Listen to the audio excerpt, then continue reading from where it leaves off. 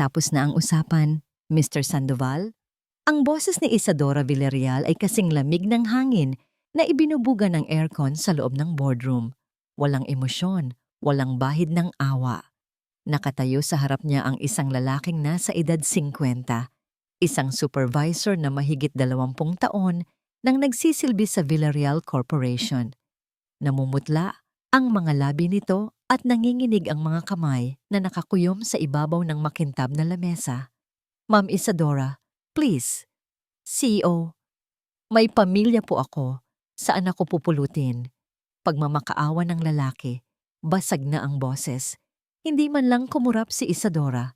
Itinuon niya ang kanyang paningin sa mga papel na nasa harapan niya. Tila mas mahalaga pa yon kaysa sa buhay na nasisira sa harap niya.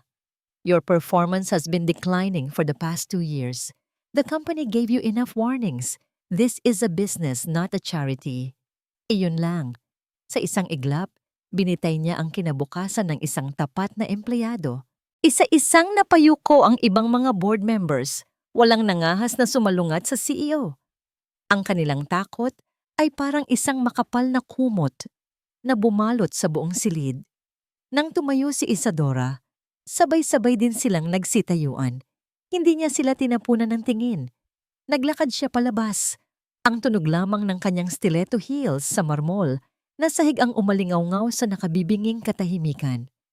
Ngunit sa likod ng maskara ng bakal, sa bawat hakbang palayo sa boardroom, nararamdaman niya ang unti-unting pagguho ng kanyang mundo. Ang kapangyarihan ay isang mabigat na baluti, ngunit sa ilalim nito, siya ay basag at guwang. Ang biyahe pa uwi sa mansyon ng mga Villarreal ay mabilis at tahimik. Sa loob ng kanyang mamahaling sasakyan, nakatingin lang siya sa mga ilaw ng syudad na nagdaraan.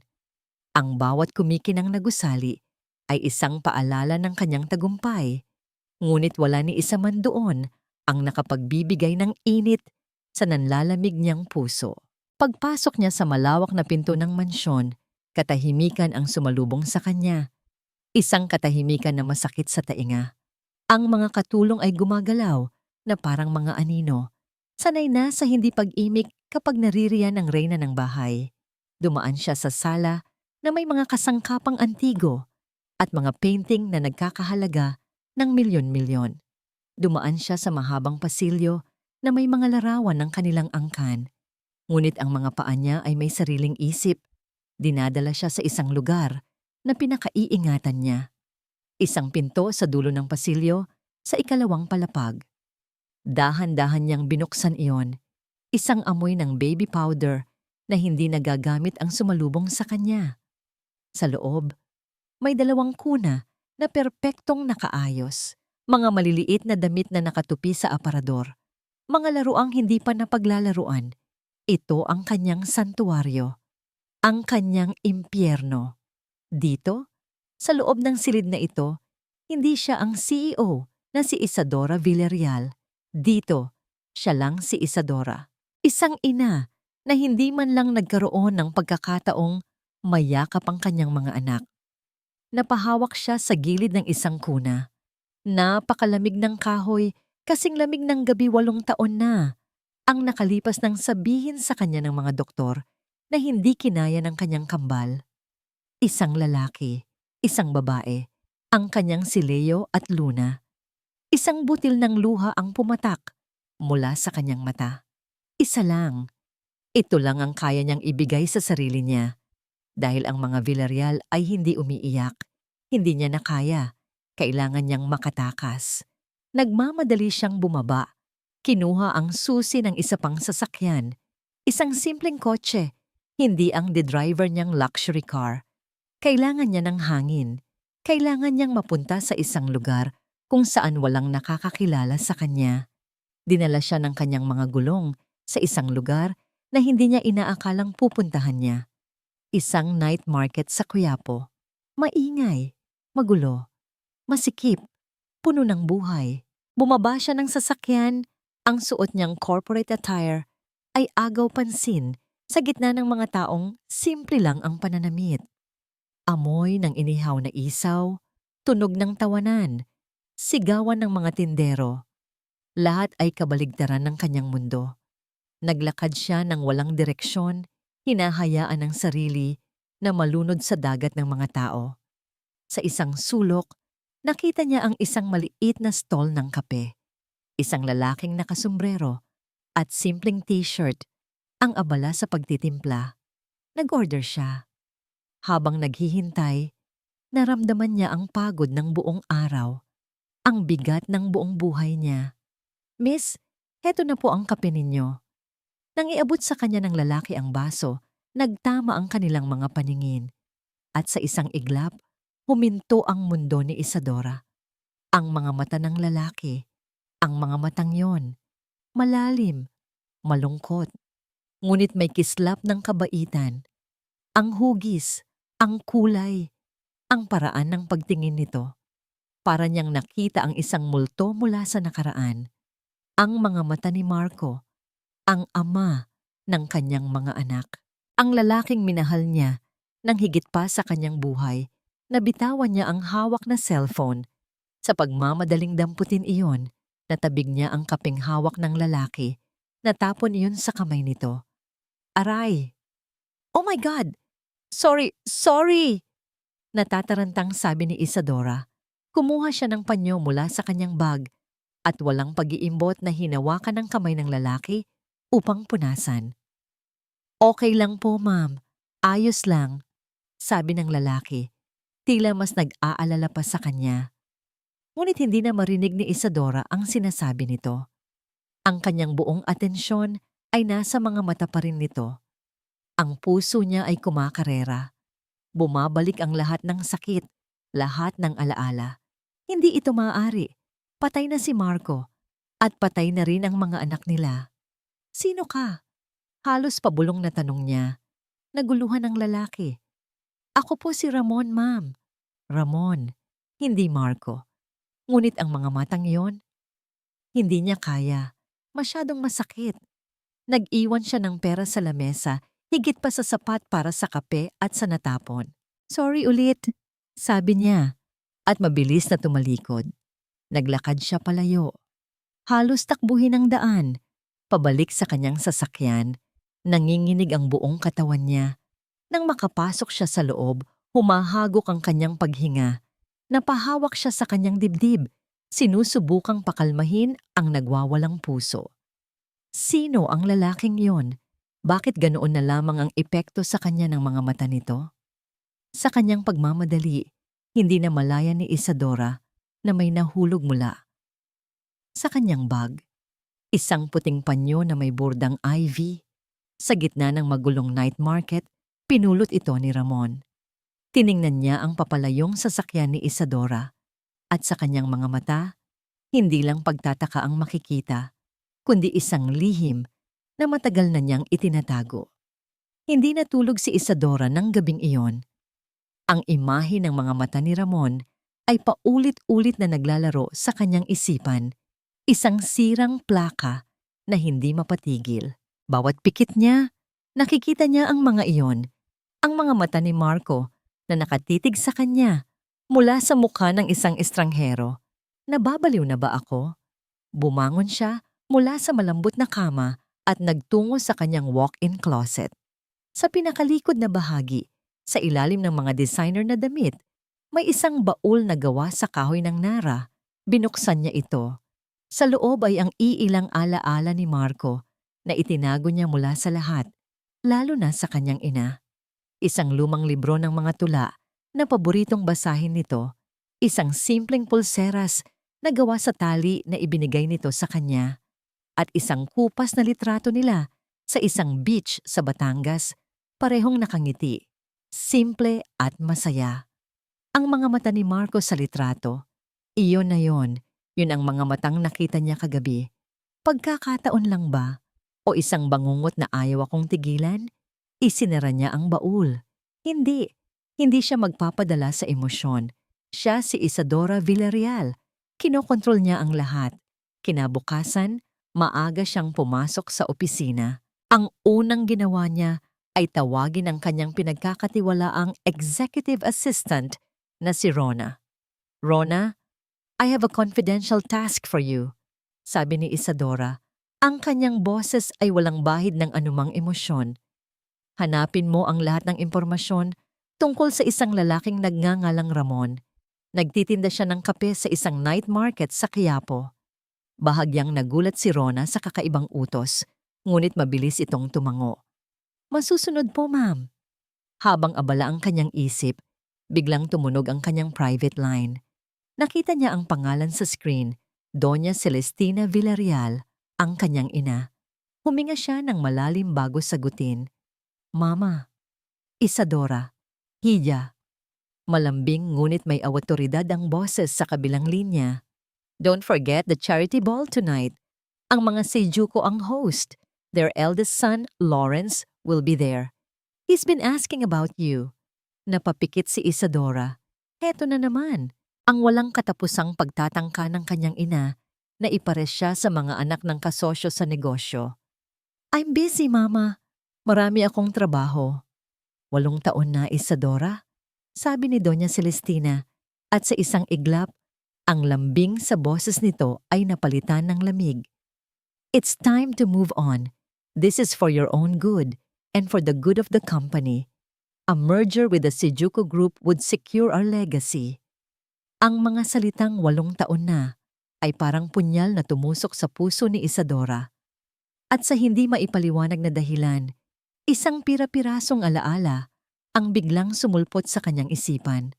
Ang nakakasilaw na ilaw ng operating room. Ang pagod sa kanyang katawan. Ang mahinang iyak ng isang sanggol. O 2 ba? At ang mukha ng isang nurse. Hindi niya maalala ang pangalan, pero tandang-tanda niya ang takot sa mga mata nito. Isang takot na hindi niya maintindihan. Isadora, are you still there? Bumalik sa kasalukuyan si Isadora. Yes, Mama. I'll see what I can do. Ibinaba niya ang telepono. Ang kanyang paghinga ay mas mabigat kaysa kanina. Bakit ngayon lang bumabalik ang mga ala-alang iyon? Dahil ba sa lalaki sa night market? Ilang oras ang lumipas, pumasok si Rona sa kanyang opisina. May dalang folder. Ma'am, heto na po ang report tungkol kay Ramon de Leon. Binuksan ito ni Isadora. Ang laman, malinis, walang criminal record. Isinilang at lumaki sa isang maliit na bayan sa probinsya ng Batangas na tinatawag na San Rafael. 2 taon pa lang sa Maynila, namamasukan bilang barista sa umaga at nagtitinda ng sariling timplang kape sa gabi. Simpleng mamamayan, walang kahina-hinala. Mas lalo lang siyang naguluhan. Kung isa lang siyang ordinaryong tao, bakit ganito na lang ang epekto niya? Bakit ang mga mata niya ay eksaktong kopya ng mga mata ng lalaking pinakamamahal niya? Isinara niya ang folder. Isang dead end. Pero ang isa pang alaala. Ang nurse. Iyon ay hindi isang guni-guni. Iyon ay isang taong totoo. Muli niyang pinindot ang intercom. Rona, come back here. Pumasok muli ang kanyang assistant. Forget about Ramon de Leon, sabi ni Isadora. Ang kanyang boses ngayon ay mas matatag, mas desidido. I have another task for you. Mas importante ito. Tumingin siya ng diretso kay Rona. I want you to get a list of all the nurses on duty at the maternity ward of St. Jude Medical Center on the night of June 18th, 8 years ago. Kinabukasan pumasok si Isadora sa kanyang opisina na may bagong determinasyon. Wala nang bakas ng pag-aalinlangan. Ang misteryo ng lalaki sa night market at ang pagtanggi ng kanyang ina ay nagsilbing gasolina sa apoy na nagsisimula ng mag-alab sa kanyang dibdib. May ipapahanap ako sa'yo, sabi niya sa kanyang assistant na si Rona, sabay abot ng isang maliit na papel. Nena Cruz, isang nurse sa St. Jude Medical Center, 8 taon na ang nakalipas. I need her last known address and contact number. Now. Walang tanong-tanong na tumango si Rona. Sanay na ito sa biglaan at tila imposibleng mga utos ng kanyang amo. Gamit ang koneksyon at kapangyarihan ng Villarreal Corporation, hindi inabot ng 1 oras. Nasa mesa na ni Isadora ang isang folder. Nena Cruz, 68 years old, retirado, nakatira sa isang simpleng subdivision sa Tondo. Nag-init ang mga kamay ni Isadora habang tinititigan ang address. Ito na yon, ang unang konkretong sinulid na maaari niyang hilahin. Hindi na siya nag-aksaya ng panahon. Kinuha niya ang susi ng kanyang sasakyan at personal na nagmaneho papunta sa lugar na yon, isang mundong napakalayo sa kinagisnan niyang Forbes Park. Habang papalapit siya sa Tondo, unti-unting nag-iiba ang tanawin. Ang malalapad na kalsada ay naging makikitid na eskinita. Ang mga mansyon ay napalitan ng magkakadikit na bahay. Ang malinis na hangin ay nahaluan ng amoy ng usok at lansangan. Ipinark niya ang kanyang mamahaling sasakyan sa isang espasyo kung saan ito ay tila isang alien na napadpad sa ibang planeta. Agad siyang pinagtitinginan ng mga tao. Ang kanyang suot na blusa at pantalon na nagkakahalaga ng sweldo ng isang ordinaryong manggagawa sa loob ng isang taon ay sumisigaw ng yaman at kapangyarihan. Hindi niya pinansin ang mga iyon. Naglakad siya sa maputik na eskinita, sumusunod sa direksyon mula sa kanyang cellphone, hanggang sa marating niya ang isang maliit na bahay na may bakod na gawa sa yero. May mga nakasampay na damit sa labas at isang matandang aso ang tumahol sa kanyang pagdating. Kumatok siya sa pinto. Ilang sandali pa, bumukas ito at isang babaeng may kulubot ng mukha at mapuputi ng buhok ang sumilip. Ang mga mata nito ay nanliit sa pagtataka. "Sino po sila?" "Hinahanap ko po si Nena Cruz," formal na sabi ni Isadora. Biglang nagbago ang anyo ng matanda. Isang anino ng takot ang dumaan sa mga mata nito. "Ako nga. Ano ang kailangan ninyo sa akin? Maari po ba tayong mag-usap? Kahit saglit lang." Nag-atubili ang matanda, ngunit tila napilitan sa awtoridad na bumabalot kay Isadora. Pinapasok siya nito sa isang maliit na sala na puno ng mga lumang gamit. "Ako si Isadora Villarreal." Sa pagbanggit pa lang ng kanyang pangalan, kitang-kita ni Isadora ang panginginig ng mga kamay ni Aling Nena. Umupo ito sa isang silyang yari. Saratan. Ang mga mata ay nakaiwas. 8 taon na ang nakalipas, panimula ni Isadora. Sinisikap na maging kalmado. "Nanganak ako sa St. Jude Medical Center. Kayo po ang isa sa mga nurse na naka-duty noon." "Pasensya na, Hija." Mabilis na sagot ni Aling Nena. Hindi pa rin nakatingin. "Matagal na yon. Mahina na ang memorya ko. Marami akong pasyenteng inalagaan." Kambal ang isinilang ko. Pagpapatuloy ni Isadora, ang boses ay nagsisimula ng magkaroon ng diin. "Sabi nila, namatay ang mga anak ko." Napayuko si Aling Nena. Nakikiramay ako. "Gusto kong malaman ang totoo, Aling Nena. Mayroon bang kakaibang nangyari ng gabing iyon?" "Wala," madiing sagot ng matanda. "Ginawa namin ang lahat. Normal na kaso yon ng mga sanggol na hindi pinalad." Alam ni Isadora na nagsisinungaling ito. Nakikita niya sa paraan ng pag-iwas nito ng tingin, sa panginginig ng boses nito. "Magkano ang kailangan ninyo?" Diretsahang tanong ni Isadora. Inilabas ang kanyang checkbook. "Sabihin ninyo lang ang halaga. Hindi na kayo maghihirap pa." Biglang nag-angat ng tingin si Aling Nena. At sa unang pagkakataon, nakita ni Isadora ang galit sa mga mata nito. "Hindi lahat ng bagay sa mundo ay nabibili ng pera, Hija. Wala akong alam sa sinasabi mo." Natigilan si Isadora. Tumingin siya sa paligid ng munting bahay. Sa isang litrato sa ibabaw ng lumang telebisyon, nakita niya ang isang binatang nakangiti. "Ang anak ninyo?" tanong niya. Tumango ang matanda. Bahagyang lumambot ang mukha. "Oo, ang bunso ko." Biglang may naalala si Isadora. Isang pangalan. Isang pangalan na binanggit ng kanyang ina noon sa isang pag-uusap sa telepono na hindi niya sinasadyang marinig. Siya ba si Marco? Sa pagbanggit ng pangalang yon, para siyang nakakita ng kidlat na gumuhit sa mukha ni Aling Nena. Ang pamumutla nito ay hindi na maitago. Ang mga kamay nito ay napahawak ng mahigpit sa braso ng Silya. Isang reaksyon na mas malakas pa kaysa sa anumang pag-amin.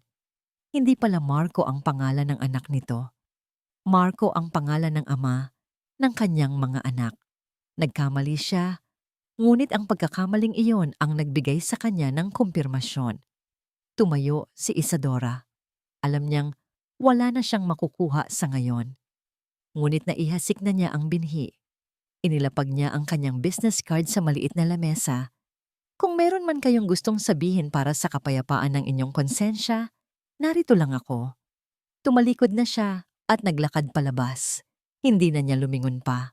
Habang nagmamaneho siya palayo, halo-halong emosyon ang nararamdaman niya. Pagkadismaya dahil sa pagtanggi ng matanda, ngunit meron ding maliit na kislap ng pag-asa. Sigurado na siya. May itinatago si Aling Nena. May malaking sikreto na bumabalot sa pagkamatay ng kanyang mga anak. Nang gabing iyon, habang nakaupo siya sa kanyang silid at pinag-iisipan ang susunod na hakbang, biglang umilaw ang kanyang cellphone. Isang text message mula sa isang numerong hindi rehistrado. Binuksan niya ito. 2 pangungusap lang ang nakasulat. Huwag mo nang halongkatin ang nakaraan. Mapanganib. Hawak ni Ramon ang puting panyo habang pinagmamasdan niya ang mga taong dumaraan sa kanyang coffee stall. 1 linggo na ang nakalipas mula ng gabing iyon, ngunit sariwa pa rin sa kanyang isipan ang imahe ng isang babaeng makapangyarihan na may mga matang puno ng kalungkutan. Isadora Villarreal.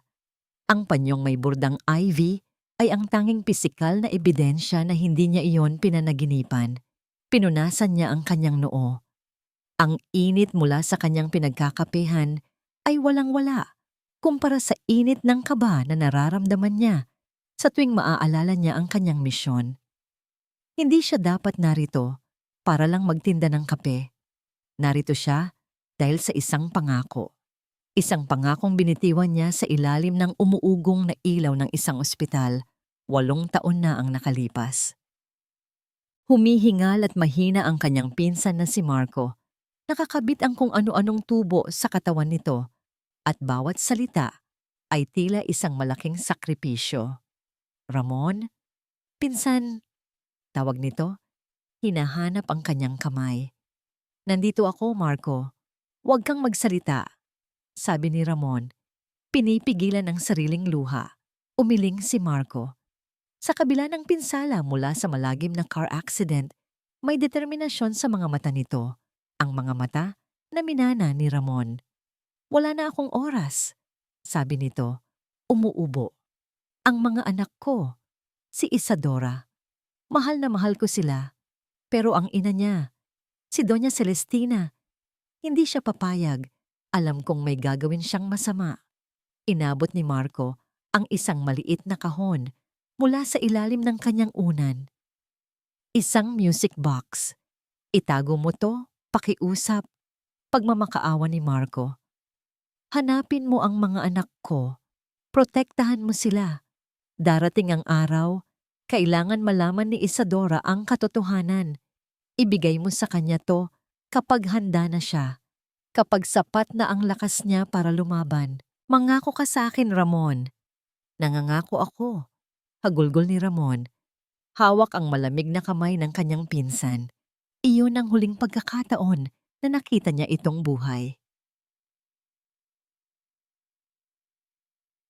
Bumalik siya sa kasalukuyan.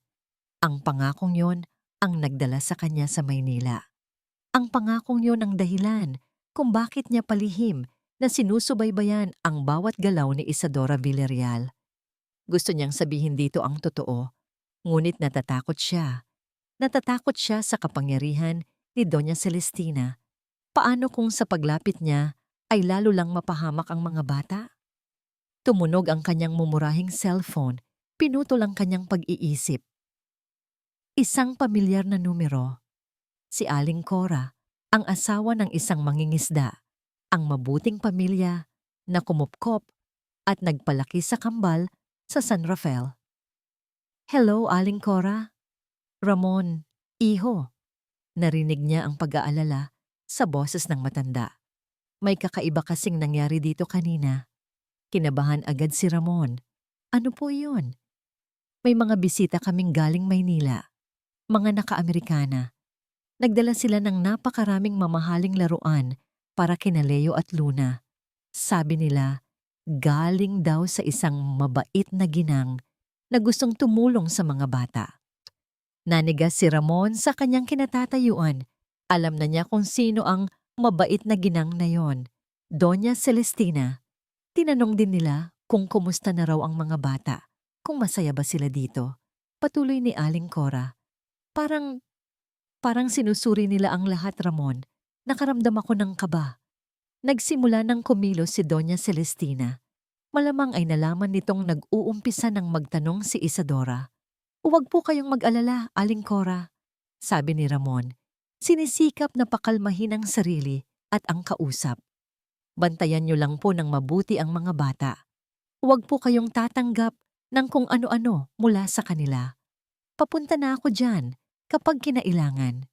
Pagkababa niya ng telepono, alam na niya ang dapat gawin. Tapos na ang pagmamasid mula sa malayo. Tapos na ang paghihintay. Kung nagsisimula ng magduda si Isadora, kailangan niya itong tulungan bago pa man siya maunahan ng kasinungalingan ni Doña Celestina. Isinara niya ang kanyang coffee stall ng mas maaga kaysa karaniwan. Umuwi siya sa kanyang maliit na nirerentahang kwarto at kinuha ang kupas na litrato ng kambal na palihim niyang kinunan nung huling bisperas ng Pasko. Si Leo, kamukhang kamukha ni Marco, at si Luna, na may mga matang tulad ng kay Isadora. Wala na siyang pagpipilian. Kinabukasan, suot ang kanyang pinakamalinis na damit, pumunta si Ramon sa isang lugar na hindi niya aakalaing mapupuntahan niya. Ang sentro ng kapangyarihan ng mga Villarreal. Nakatayo siya ngayon sa tapat ng isang nagtataasang gusali na gawa sa salamin at bakal. Sa itaas, nakaukit sa malalaking letra ang pangalan, Villarreal Corporation. Humigpit ang hawak niya sa kanyang bulsa, kung saan nakatago ang puting panyo ni Isadora. Ito na ang kanyang pagkakataon. Kailangan niyang makalapit dito. Kailangan niyang simulan ang pagtupad sa kanyang pangako. Kinabukasan, sa almusal, hinarap ni Isadora ang kanyang ina. Ang kanilang hapagkainan, nagawa sa mahogany at sapat ang laki, para sa 20 tao, ay tila isang malawak na larangan ng digmaan sa pagitan nilang dalawa. Nakatanggap ako ng text message kagabi. Mama, panimula ni Isadora, ang kanyang boses ay kasing lamig ng fresh orange juice sa kanyang baso. Mula sa isang unknown number, pinapalayo ako sa nakaraan. Tumingin si Doña Celestina mula sa kanyang binabasang business newspaper.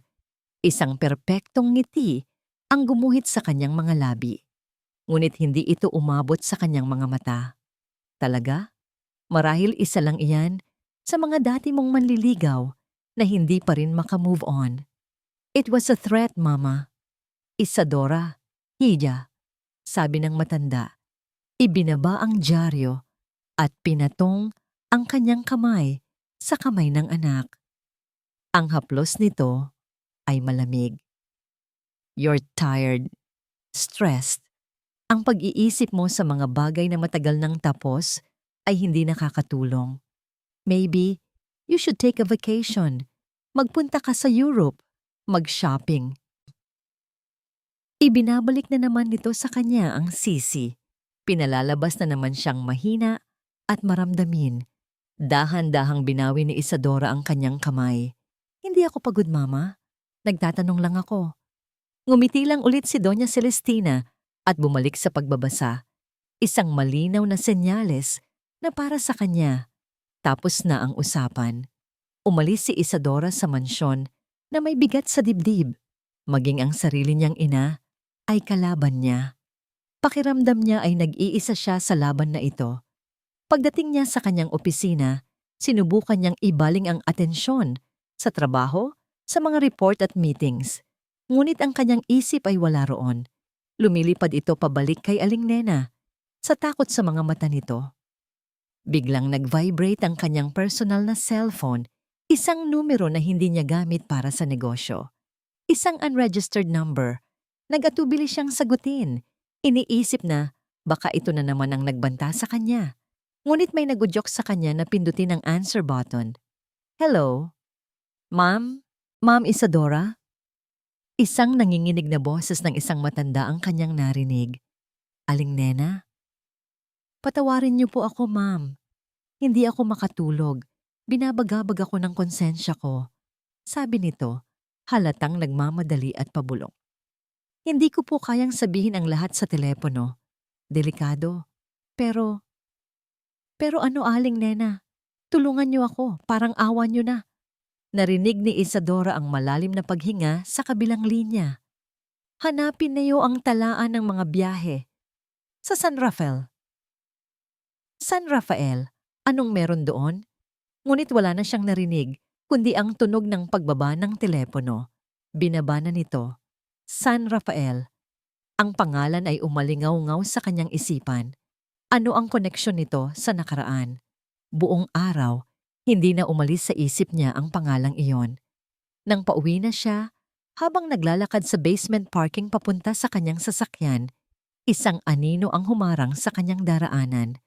Napahinto siya, handang sumigaw. Ma'am Isadora? Si Ramon, ang lalaki mula sa night market. Nakatayo ito roon. Suot ang simpleng t-shirt at maong. Tila hindi nababagay sa malamig at konkretong paligid ng parking garage. Anong ginagawa mo dito? Paano ka nakapasok? Striktang tanong ni Isadora.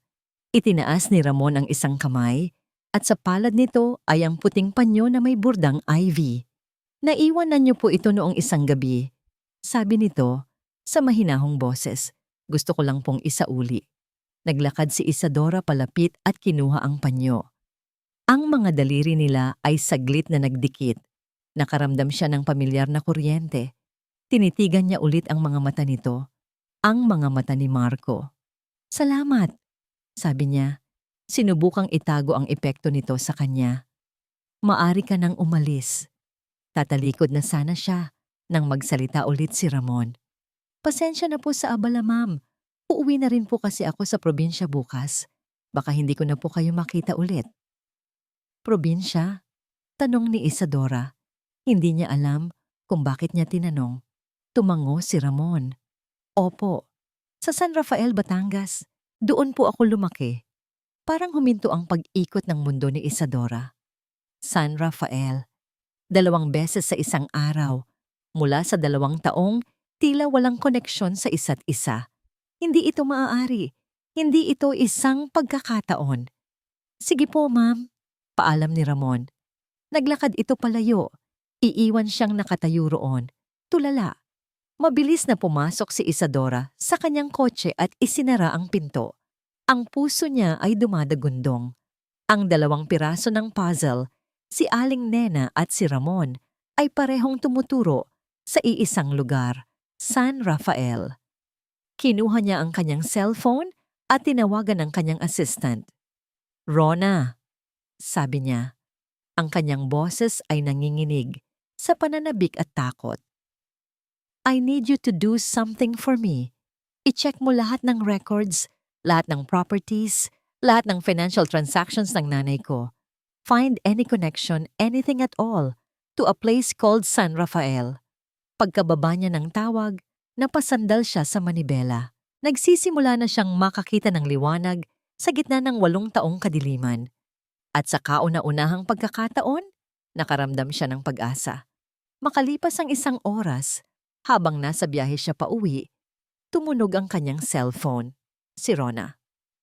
Ma'am, tila nag-aalangan ang boses ng kanyang assistant. May nakita po ako.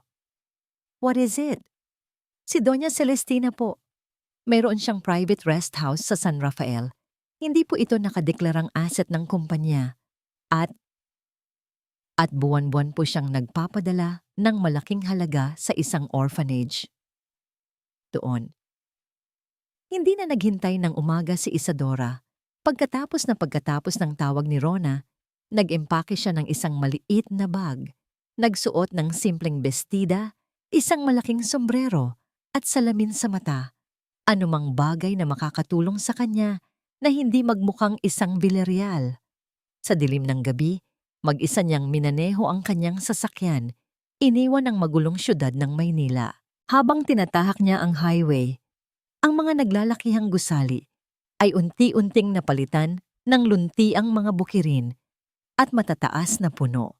Ang hangin na pumapasok sa medyo bukas niyang bintana ay nag-iba ng amoy. Amoy ng lupa, ng damo, at habang papalapit siya, ang pamilyar na amoy ng alat ng dagat.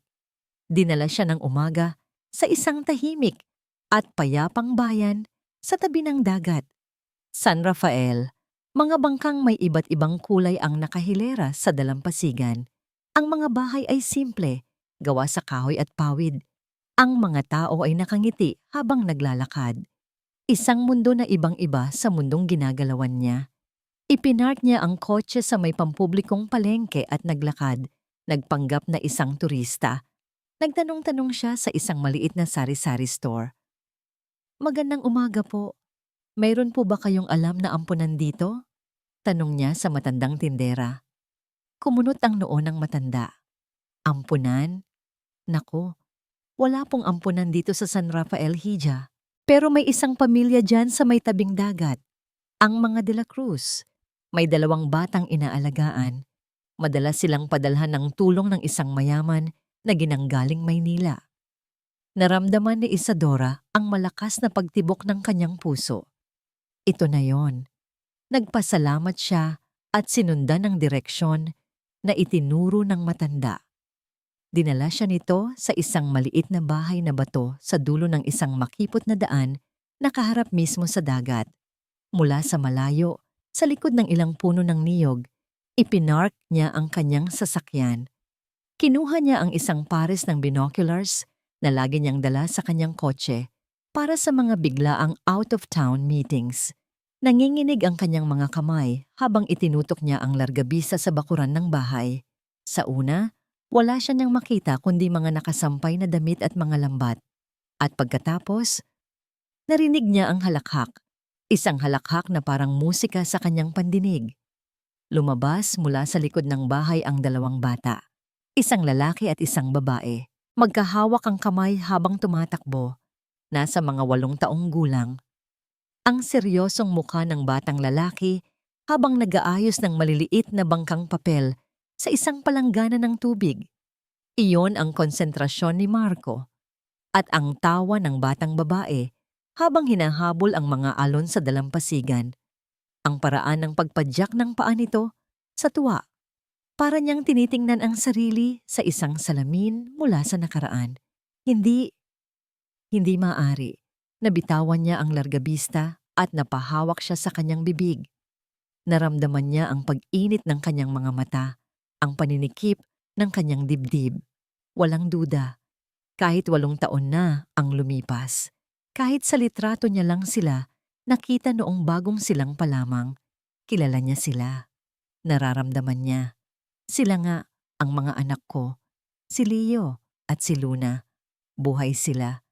Isang hikbi ang kumawala sa kanyang lalamunan. Isang tunog na 8 taon niyang kinimkim. Bumagsak ang kanyang ulo sa manibela. At doon, sa loob ng kanyang kotse, sa isang bayang hindi niya kilala, humagulgol si Isadora Villarreal. Hindi iyak ng CEO, hindi iyak ng isang Villarreal, kundi iyak ng isang ina. 8 taon. 8 taon ng pinigil na luha, ng pusong guwang, ng mga gabing walang tulog, ngayon ay bumubuhos na parang isang basag na dam. Halo-halong kagalakan at sakit. Masaya siyang buhay sila. Ngunit masakit na lumaki silang wala siya sa tabi nila. Matapos ang ilang minuto, pinunasan niya ang kanyang mga luha. Pinalitan ng determinasyon ang sakit na nararamdaman niya. Hindi na mahalaga ang nakaraan. Ang mahalaga, nahanap na niya sila. At wala nang sino man ang makapaglalayo pa sa kanila. Bubuksan na sana niya ang pinto ng kotse, handang maglakad papunta sa kanila, handang ipaliwanag ang lahat. Ngunit biglang may isang itim at makintab na luxury car ang huminto sa mismong tapat ng bahay ng mga De La Cruz. Isang sasakyang kilalang-kilala niya. Bumukas ang pinto sa likod at bumaba ang isang babaeng nakaputing bestida. Perpekto ang ayos, tila isang reyna na dumadalaw sa kanyang mga sakop, ang kanyang ina, si Doña Celestina. At ang sumunod na nangyari ang tuluyang dumurog sa puso ni Isadora. Masayang tumakbo ang dalawang bata palapit dito. Ang kanilang mga mukha ay puno ng pagmamahal at pananabik. Niyakap nila nang mahigpit ang kanyang ina at sabay silang sumigaw sa isang salitang gumimbal sa buong pagkatao ni Isadora. Lola. Parang isang estatwa, si Isadora sa loob ng kanyang kotse, hindi makagalaw, hindi makahinga. Ang tanawin sa harap niya ay isang perpektong larawan ng isang masayang pamilya, isang mapagmahal na lola kasama ang kanyang dalawang apo. Isang larawan na dapat ay kasama siya. Napanood niya kung paano inilabas ni Doña Celestina mula sa sasakyan nito ang napakaraming paper bags na may logo ng mga mamahaling toy store. Nakita niya ang kislap sa mga mata ni Leo at Luna habang binubuksan ang mga regalo, mga bagay na siya dapat ang nagbibigay, mga ngiti na siya dapat ang dahilan. Naramdaman niya ang galit na unti-unting pumalit sa pagkasindak, isang galit na malamig at matalim. Ang kanyang ina, ang sarili niyang ina, ang may kagagawan ng lahat. Hindi lang niya inilihim ang mga anak niya. Ninakaw din nito ang pagmamahal na para dapat sa kanya. Hindi niya namalayan na napahigpit ang hawak niya sa manibela. Ang mga kuko niya ay bumaon na sa balat nito. Kailangan niyang marinig kung ano ang pinag-uusapan ni Bamba nila. Maingat niyang binuksan ang pinto ng kotse at lumabas, na natiling nakatago sa likod ng malalaking puno ng niyog. Dahan-dahan siyang lumapit, sapat na para marinig ang kanilang mga boses na tinatangay ng hangin mula sa dagat. Umupo sila sa isang bangkong kawayan sa ilalim ng isang puno. At pagkatapos, ang masamang reyna ay bumalik. Hindi dahil mahal niya ang mga prinsipe at prinsesa, kundi dahil gusto niyang kunin ang kanilang kayamanan. Kwento ni Doña Celestina sa malambing na boses, isang boses na hindi kailanman ginamit nito sa kanya. Bakit po siya masama, Lola? Tanong ng maliit na si Luna. Ang boses nito ay puno ng inosenteng pag-usisa. Dahil ang puso niya ay gawa sa bato. Apo, sagot ni Doña Celestina, hinahaplos ang buhok ng bata. Mas mahal niya ang kanyang korona at palasyo kaysa sa sarili niyang mga anak. Iniwan niya sila sa gubat para mag-isa. Hindi na napigilan ni Isadora ang isang maliit na singhap. Hindi ito isang ordinaryong kwentong pambata. Ito ay isang kasinungalingan. Isang lason na dahan-dahang ipinapainom ng kanyang ina sa isipan ng kanyang mga anak para kamuhian siya. Siya ang masamang reyna sa kwento. Pero hindi po kami nag-iisa, Lola. Sabi naman ni Leo, ang boses nito ay mas seryoso. Nandyan po si Nanay Cora at Tatay Lito. At nandyan po kayo. Oo naman, Apo, sagot ni Doña Celestina. At sa pagkakataong yon, tumingin ito sa direksyon kung nasaan si Isadora. Tila alam nitong may nakikinig. Isang matamis ngunit mapanuyang kanyang ngiti ang gumuhit sa mga labi nito. Hinding-hindi ko kayo pababayaan. Hinding-hindi ko hahayaang makuha kayo ng masamang reyna. Iyon na ang huli niyang narinig bago siya tumalikod at halos takbuhin ang daan pabalik sa kanyang sasakyan. Ang bawat salita ay parang asido na bumubuhos sa kanyang puso. Nang makapasok siya sa kotse, ang unang ginawa niya ay tawagan si Ramon. Nanginginig ang kanyang boses nang sagutin nito ang tawag. Bakit? Tanong niya. Walang paligoy-ligoy. Bakit hindi mo sinabi sa akin? Alam mo to, di ba? Alam mo ang lahat ng ito. Narinig niya ang pagbuntong hininga sa kabilang linya. Isadora, kalma ka lang.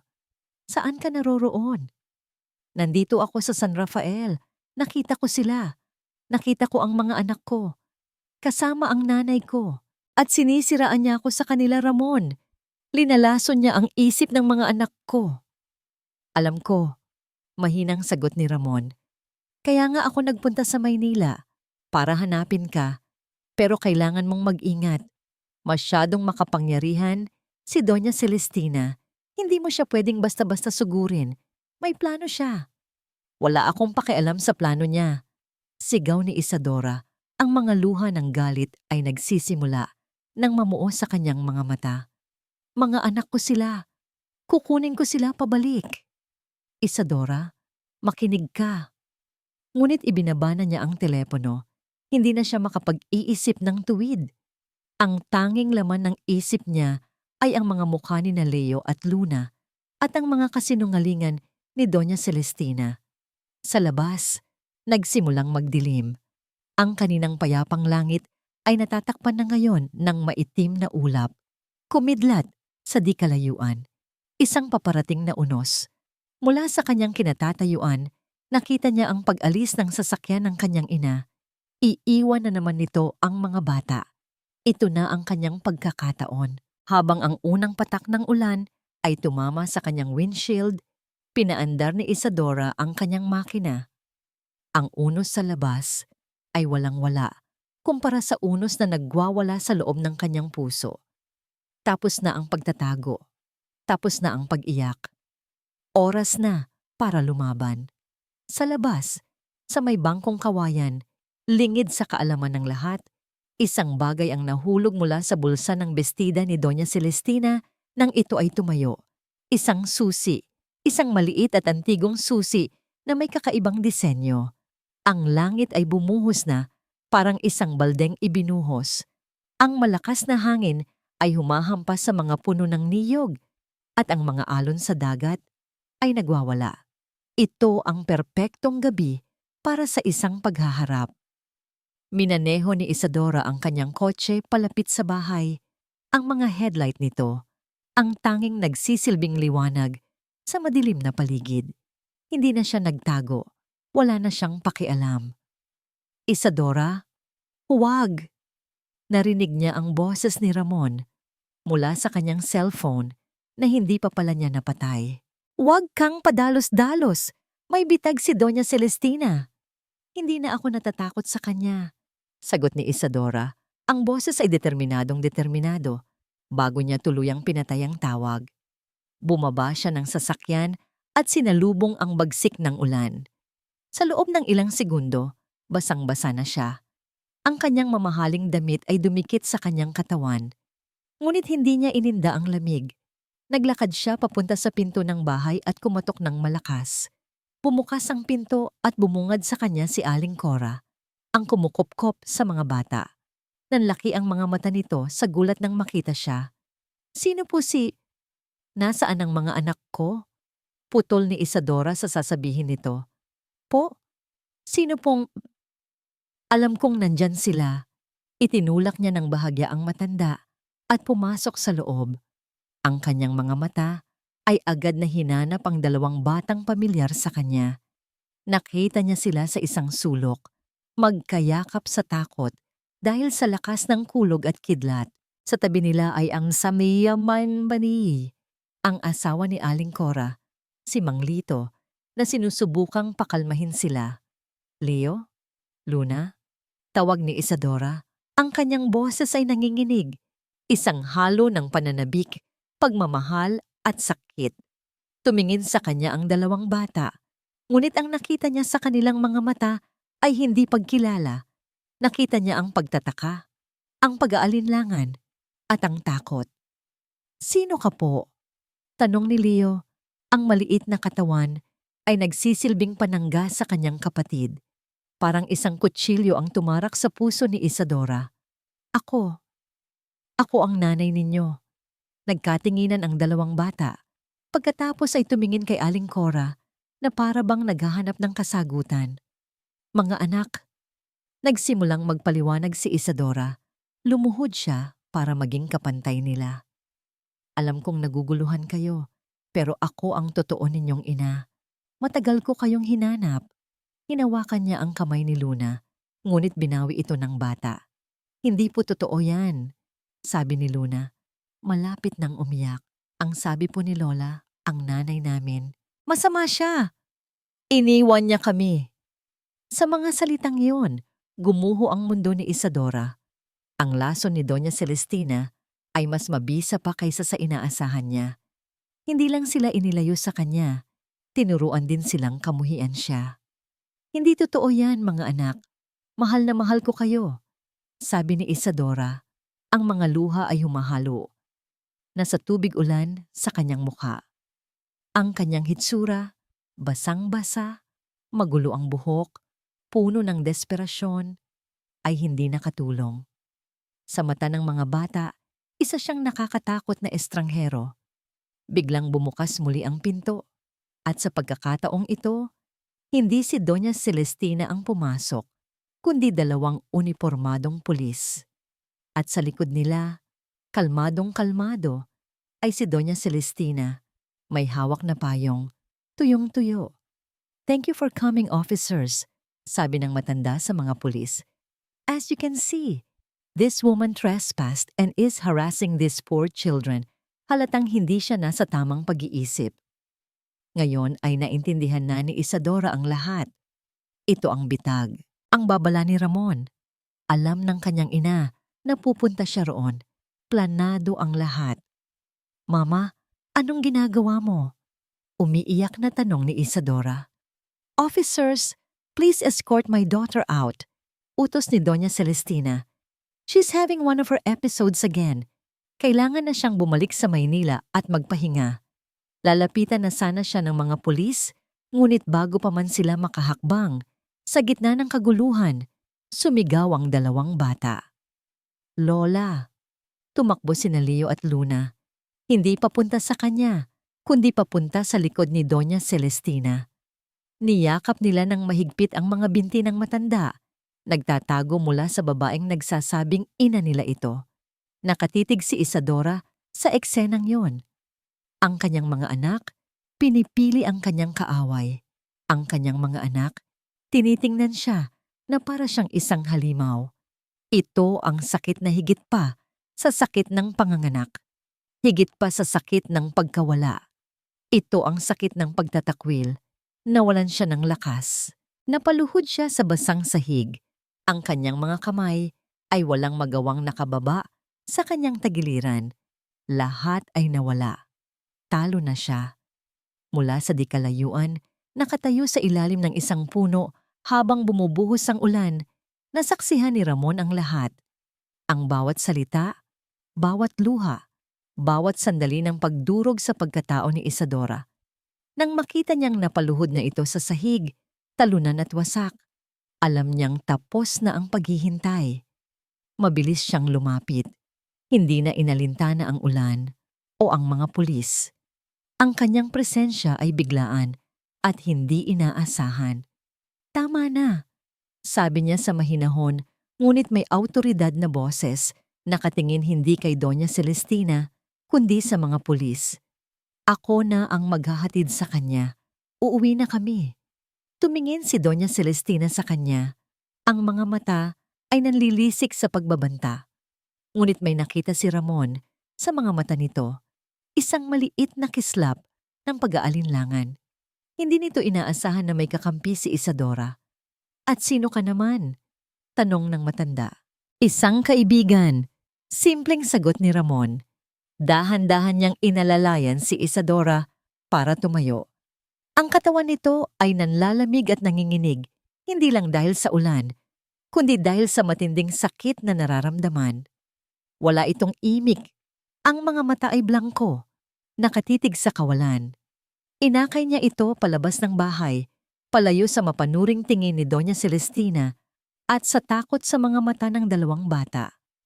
Walang pumigil sa kanila. Nakamit na ni Doña Celestina ang gusto nito. Ang palabasin na si Isadora ay wala sa katinuan. Sa loob ng kotse ni Isadora, umupo lang ito sa passenger seat, basang-basa. Tahimik. Si Ramon ang nagmaneho. Ang tanging maririnig sa loob ay ang malakas na pag-ulan sa labas at ang tahimik na paghikbi ni Isadora. "Hindi pa tapos ang laban, Isadora," bulong ni Ramon habang nagmamaneho sila palayo sa San Rafael. "Hindi pa tayo talo. Pangako." Ngunit hindi sumagot si Isadora. Ang kanyang isip ay lumilipad sa ibang lugar, sa isang madilim na bangin ng kawalan ng pag-asa. Habang nasa daan, bumalik sa isipan ni Ramon ang pangako niya kay Marco. Mas malinaw ngayon ang alaala, mas mabigat ang dating. Nasa isang maliit na kwarto siya ng ospital, amoy gamot at xiaoduji. Si Marco, halos hindi na makahinga, ay pilit na iniaabot sa kanya ang isang lumang kahon na gawa sa kahoy. "Ano to, Marco?" tanong niya noon. "Music box." Paborito ni Isadora. Sagot ng kanyang pinsan. Hirap na hirap magsalita. "Pero, may laman yan sa ilalim. Isang maliit na cassette tape. May recording dyan, Ramon. Para kay Isadora. Kapag wala na ako, baka ito na lang ang ebidensya niya laban kay Doña Celestina. Itago mo to. Huwag mong ibibigay hanggat hindi siya handa. Hanggat hindi siya malakas para lumaban." Hinawakan ni Ramon ang music box. Ang bigat nito ay higit pa sa bigat ng kahoy. Ito ang bigat ng isang huling habilin. Pagdating nila sa Maynila, hindi niya idiniretso si Isadora sa mansyon nito. Alam niyang iyon ang huling lugar na gugustuhin nitong puntahan. Dinala niya ito sa isang simple ngunit malinis na hotel. Inalalayan niya itong pumasok sa kwarto. "Magpahinga ka muna," sabi niya. "Huwag kang gagawa ng kahit ano. Babalik ako. Pangako, aayusin ko to." Tumangulang si Isadora. Parang isang manikang walang buhay. Mabilis na umalis si Ramon. Nagmaneho siya papunta sa kanyang maliit na apartment. Ang gabi ay malalim na. Ngunit para sa kanya, ngayon pa lang nagsisimula ang tunay na laban. Pagpasok niya sa kanyang kwarto, kinuha niya mula sa ilalim ng kanyang kama ang kahon na 8 taon na niyang itinatago. Ang music box, maingat niya itong binuksan. Tumugtog ang isang malumanay at pamilyar na himig. Sa ilalim ng pulang tela, kung saan dapat nakalagay ang umiikot na balerina, may isang maliit na tago at lihim na kompartimento. At sa loob nito, naroon pa rin ang isang maliit na microcassette tape. Kinuha niya ang kanyang cellphone at nagdial ng isang numero. Isang luma niyang kaibigan na magaling sa mga lumang teknolohiya. "Ben, si Ramon to," sabi niya nang may sumagot sa kabilang linya. "Oh, Ramon. Pare, anong milagro at napatawag ka? Hating gabi na ah." "Kailangan ko ng tulong mo, Ben. Malaking pabor. Mayroon akong isang lumang microcassette. Kailangan kong malaman kung ano ang laman. Kailangan kong ma-convert sa digital. Kailangan ko na ngayon."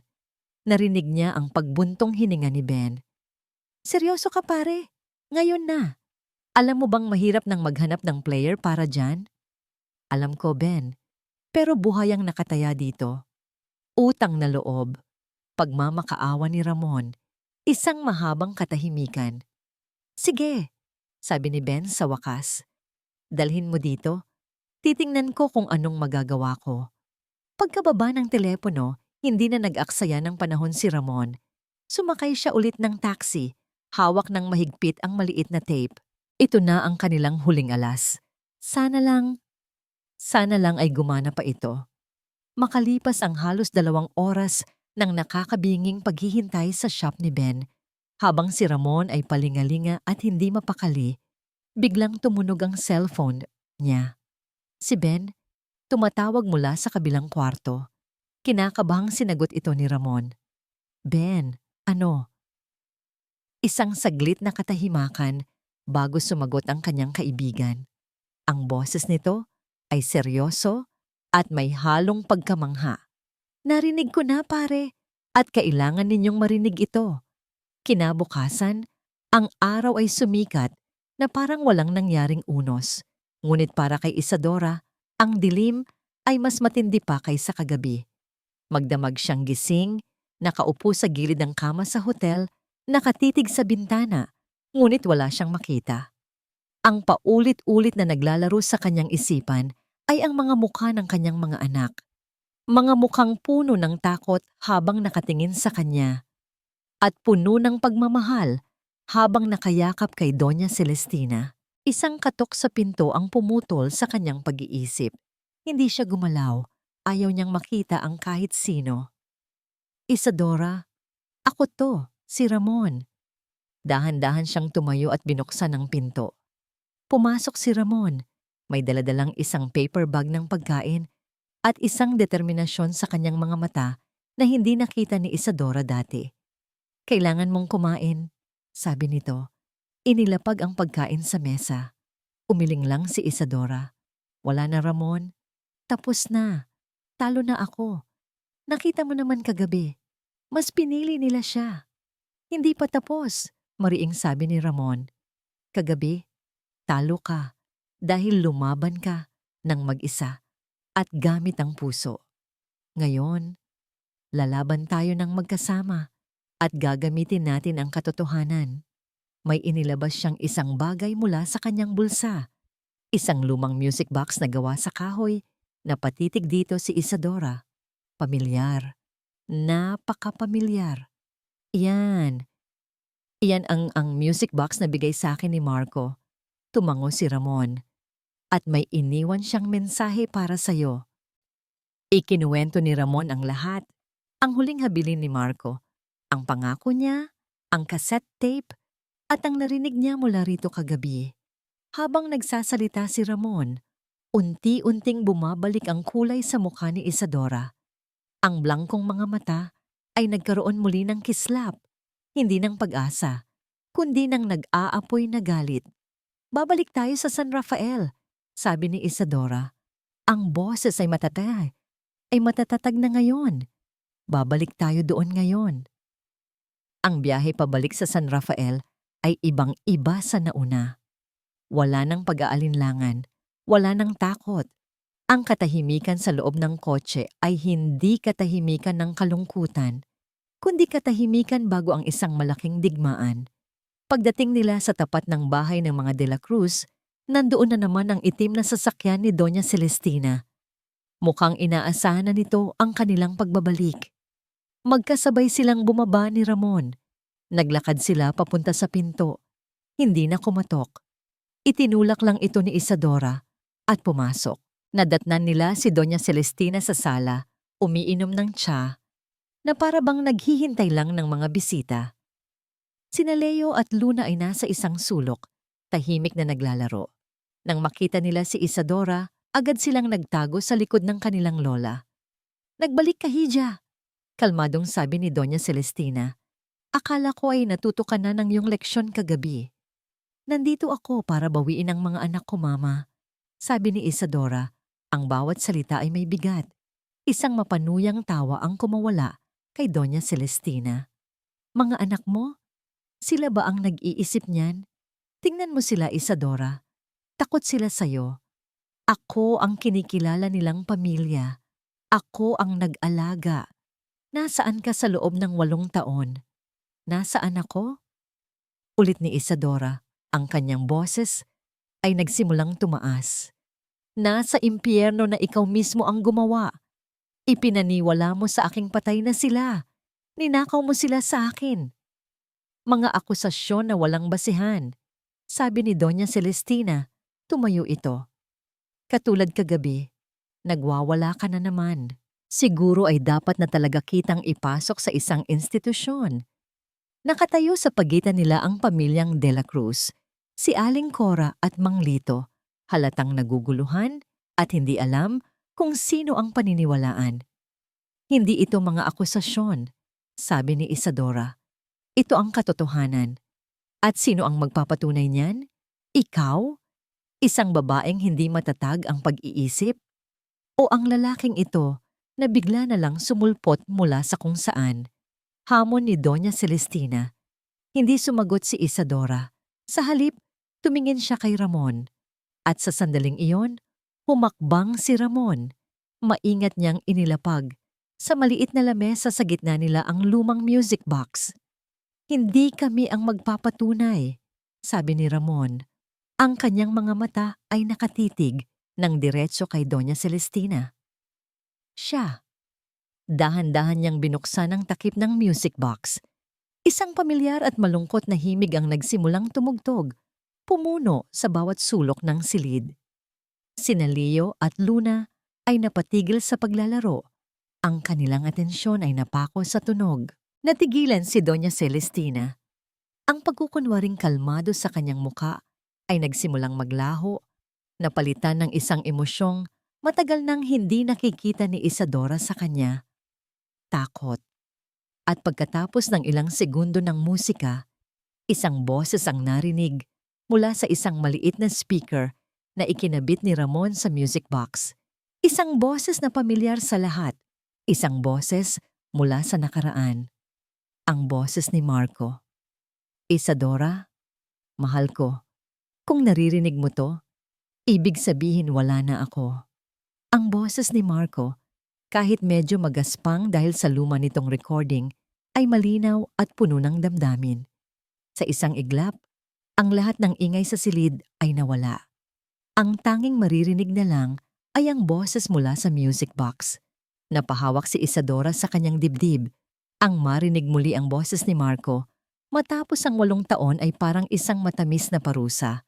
Ang mga luha ay nagsimula na namang dumaloy sa kanyang mga pisngi.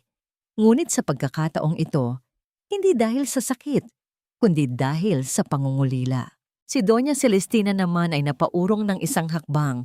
Ang kanyang mukha ay namutla, na para bang nakakita siya ng multo. Alam kong masaya ka ngayon, pagpapatuloy ng boses ni Marco. Dahil ipapanganak mo na ang ating kambal, ang ating si Leo at Luna.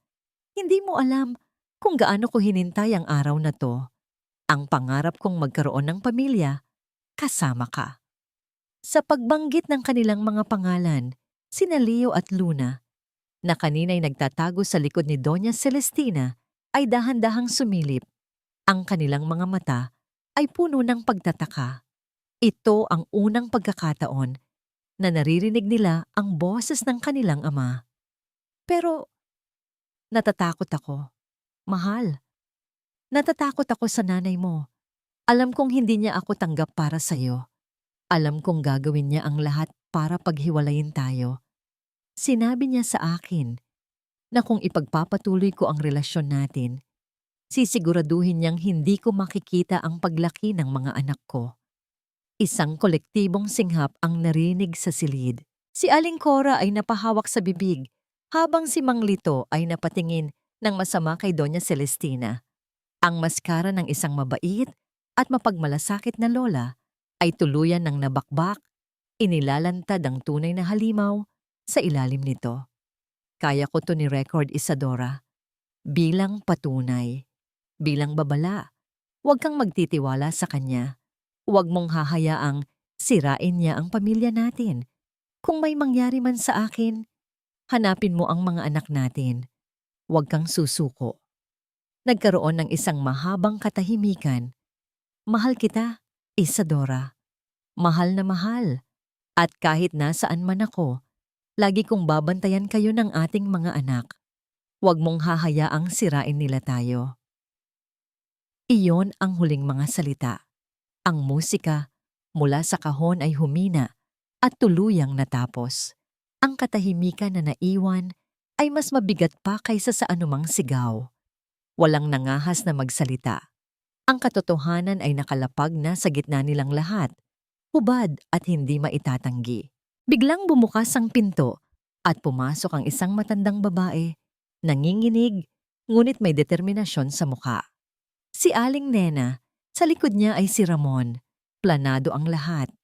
Ako ang nurse na nagpaanak kay Ma'am Isadora. Simula ni Aling Nena, ang boses ay basag. Tumingin siya kay Doña Celestina, hindi na nagtatago ng takot. Pinilit niya ako. Tinakot niya ako. Sabi niya, ipapapatay niya ang anak kong may sakit kung hindi ako susunod. Ako ang nagsabi kay Ma'am Isadora na namatay ang kanyang mga anak. Ako ang tumulong na ilabas sila ng ospital. Patawarin niyo ako.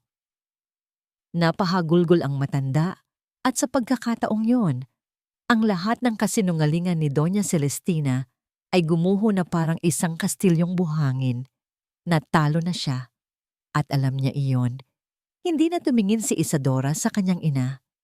Ang kanyang buong atensyon ay nasa dalawang bata na ngayon ay nakatayo sa gitna ng silid, hindi na nagtatago. Dahan-dahan, lumapit si Leo kay Isadora. Tumingala ito. Ang mga mata ay kaparehong-kapareho ng kay Marco. Tinitigan niya ng matagal ang mga mata ni Isadora na para bang hinahanap ang isang bagay na matagal na niyang nawawala. At nakita niya ang sarili sa mga mata ng babaeng nasa harap niya. Sumunod naman si Luna. Ang mga mata ay puno ng luha. Dahan-dahan, itinaas ni Leo ang kanyang maliit na kamay at hinawakan ng pisngi ni Isadora. Mama? Isang salita. Isang tanong na puno ng pag-asa. At iyon lang ang kinailangan ni Isadora. Napaluhod siya. Ang sakit at galit sa kanyang puso ay napalitan ng purong pagmamahal. Hindi na niya napigilan ang sarili. Niyakap niya ng mahigpit ang kanyang dalawang anak. Ang mga anak na inakala niyang wala na. Ang mga anak na ipinaglaban niya. Sa una ay natigilan ang dalawang bata. Ngunit naramdaman nila ang init ng yakap ng isang ina. Ang pintig ng pusong matagal na nilang hinahanap. Dahan-dahan, gumanti sila ng yakap. Ang kanilang maliliit na braso ay ipinulupot sa leeg ni Isadora. Mama, bulong ni Luna. Sa pagkakataong ito, hindi na isang tanong. Sa isang sulok ng silid, tahimik na umalis si Doña Celestina. Walang nagsalita, walang pumigil. Ang kanyang pag-alis ay ang hudyat ng kanyang tuluyang pagkatalo. Mag-isa siyang lumabas, sinalubong ng isang mundong wala ng kapangyarihan para sa kanya. At sa loob ng maliit na bahay sa tabi ng dagat, sa gitna ng mga luhang hindi na mapigilan, isang pamilya ang muling nabuo. 6 na buwan ang lumipas. Ang malamig na hangin ng Disyembre ay nagsisimula ng umihip, ngunit sa maliit na bahay sa San Rafael, ang init ng isang bagong buong pamilya ang nanaig. Ang unang ginawa ni Isadora pagkatapos ng paghaharap ay ang tuluyang pagtalikod sa kanyang dating buhay. Nag-file siya ng kanyang resignation bilang CEO ng Villarreal Corporation. Ibinenta niya ang kanyang kondo sa syudad, ang kanyang mga mamahaling sasakyan, at halos lahat ng kanyang designer na gamit. Isang malaking maleta lang ang dinala niya sa San Rafael na naglalaman hindi ng mga damit, kundi ng mga alaala ni Marco at ng 2 kuna na 8 taon niyang iningatan. Hindi naging madali ang transisyon. Sa unang mga linggo, si Isadora ay tila isang estranghero sa sarili niyang mga anak. Si Leo ay tahimik at laging nagmamasid, tila sinusuri kung totoo nga ba ang lahat. Si Luna naman, kahit mas madaling magpakita ng emosyon, ay madalas pa ring hanapin ang nakasanayang lola. Ngunit hindi sumuko si Isadora. Bawat umaga, siya ang naghahanda ng kanilang almusal, kahit na madalas ay nasusunog ang sinaing. Bawat gabi, siya ang nagbabasa sa kanila ng kwento, kahit na ang boses niya ay paos na. Tinuruan niya si Luna kung paano mag-bake ng cookies, isang bagay na natutunan lang din niya mula sa panonood ng mga video online. Tinulungan niya si Leo na ayusin ang sirang bisikleta nito at pareho silang napuno ng grasa.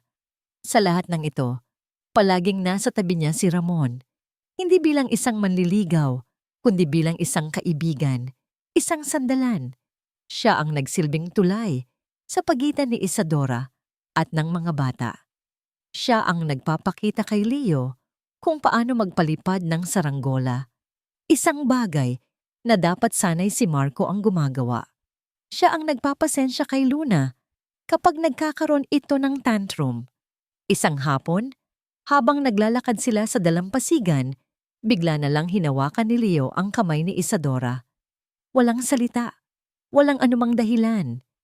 Hinawakan lang niya ito, isang simpleng gesture na nagsasabing, "Tanggap na kita." Nang gabing iyon, sa unang pagkakataon, pumasok si Luna sa kwarto ni Isadora, dala ang kanyang unan at nagtanong kung pwede siyang tumabi. Iyon ang mga sandaling alam ni Isadora na lahat ng sakit, lahat ng hirap ay may katuturan. Isang araw, nakatanggap siya ng isang sulat mula sa abogado ng pamilya. Matapos ang eskandalo, ang Board of Directors ng Villarreal Corporation ay bumoto para tanggalin si Doña Celestina sa lahat ng kanyang posisyon. Ang mga kasosyo sa negosyo ay nagsimulang mag-pull out. Ang imperyong pinaghirapan nitong itayo gamit ang kasinungalingan ay unti-unti nang gumuho. Binasa ni Isadora ang sulat, ngunit wala siyang naramdamang saya o paghihiganti. Ang naramdaman lang niya ay isang malalim na awa. Itinupi niya ang sulat at itinabi. Tapos na ang kabanatang yon ng kanyang buhay. Isang dapit hapon, habang ang araw ay dahan-dahang lumulubog sa dagat, pinapanood ni Isadora ang kanyang mga anak na masayang nagtatampisaw sa dalampasigan. Lumapit si Ramon at tumabi sa kanya, may dalang 2 tasa ng mainit na kape. Kamukhang kamukha niya talaga si Marco, sabi ni Ramon, nakatingin kay Leo. Ngumiti si Isadora. At si Luna naman, nakuha ang ugali ko, matigas ang ulo. Nagtawanan sila, isang tawang magaan at malaya. Salamat Ramon, sabi ni Isadora. Tumingin siya dito nang may sinseridad. Sa lahat-lahat, hindi ko alam kung anong gagawin ko kung wala ka. Nangako ako kay Marco, sagot ni Ramon. At ginawa ko rin to para sa sarili ko. Masaya akong makita kayong masaya. Isang mahabang katahimikan ang namagitan sa kanila. Tanging ang tunog lang ng alon ang maririnig. Paano na ngayon? Tanong ni Ramon. Tumingin si Isadora sa malawak na karagatan, sa papalubog na araw na nag-iiwan ng kulay kahel at rosas sa kalangitan. Tumingin siya sa kanyang 2 anak na tumatakbo palapit sa kanila. Ang mga mukha ay puno ng purong kaligayahan. At tumingin siya kay Ramon, ang lalaking naging sandigan niya, ang lalaking may mga mata ng kanyang nakaraan at ngayoy bahagi na ng kanyang hinaharap. Ngayon, ulit ni Isadora, ngumiti siya, isang tunay at payapang ngiti. Ngayon, magsisimula na tayo. Hinawakan niya ang kamay ni Ramon sa isang kamay at sa pagdating ng mga bata, hinawakan din niya ang kanilang mga kamay sa kabila. 4 silang magkakahawak, isang hindi perpekto, ngunit buong pamilya, nakatayo sa pagitan ng paglubog ng araw at ng pagsalubong sa gabi. Ang nakaraan ay hindi kailanman mabubura. Ito ay mananatiling isang peklat na magpapaalala sa kanila ng sakit at ng lakas na kanilang natuklasan. Ngunit ang hinaharap, tulad ng karagatan sa kanilang harapan, ay malawak at puno ng mga bagong posibilidad. At habang pinagmamasdan nila ang huling sinag ng araw na naglalaho, alam ni Isadora sa kanyang puso na kahit hindi mo kayang burahin ang nakaraan, ang pag-ibig at pagpapatawad ay may kakayahang magsulat ng isang bagong simula, isang kinabukasan na karapat-dapat mong angkinin.